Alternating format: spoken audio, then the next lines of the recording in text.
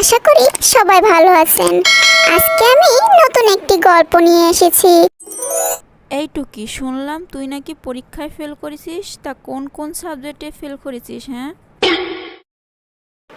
বেশি না, মাত্র 4টা সাবজেক্টে ফেল করেছি। ইংলিশ, ইতিহাস, বাংলা আর গণিত।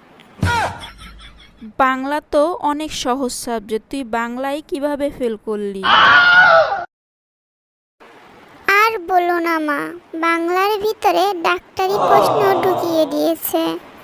ওখানে লেখা ছিল লিঙ্গ পরিবর্তন করুন। আমি কি আর ডাক্তার নাকি যে লিঙ্গ পরিবর্তন করব? উল্টাপাল্টা প্রশ্ন দিলে কিভাবে উত্তর দিব তুমিই বলো।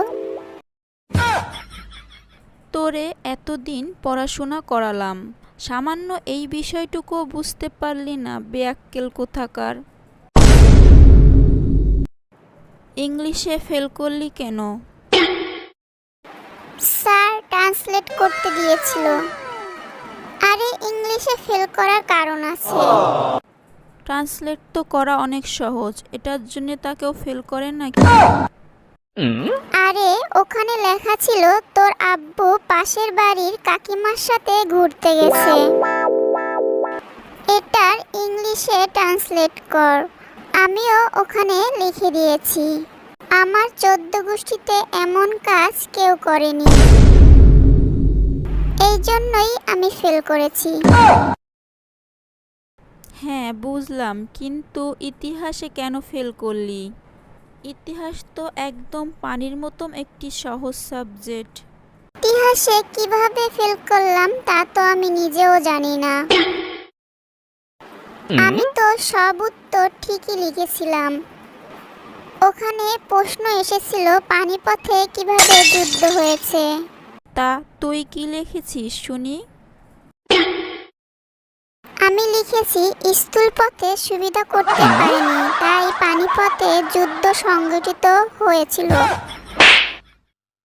থাক, আর বলা লাগবে না। তুই কেন ফেল করেছিস তা আমার বোঝা হয়ে গেছে। গণিতে কিভাবে ফেল করলি? তোর তো গণিত পড়ানোর জন্য 2 জন শিক্ষক ছিল। আর বইলো না, পরীক্ষার প্রশ্নটাই ভেজাল ছিল।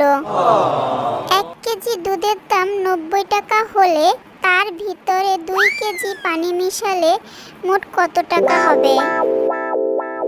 ওটা তো অনেক সহজ একটা প্রশ্ন, তুই পারলি না কেন? সহজ হলেও এটা একটি দুর্নীতি। দুধের ভিতরে কেন পানি মিশাবো? আমিও লিখে দিয়েছি এসব দুর্নীতি প্রশ্নের উত্তর দিতে পারবো না।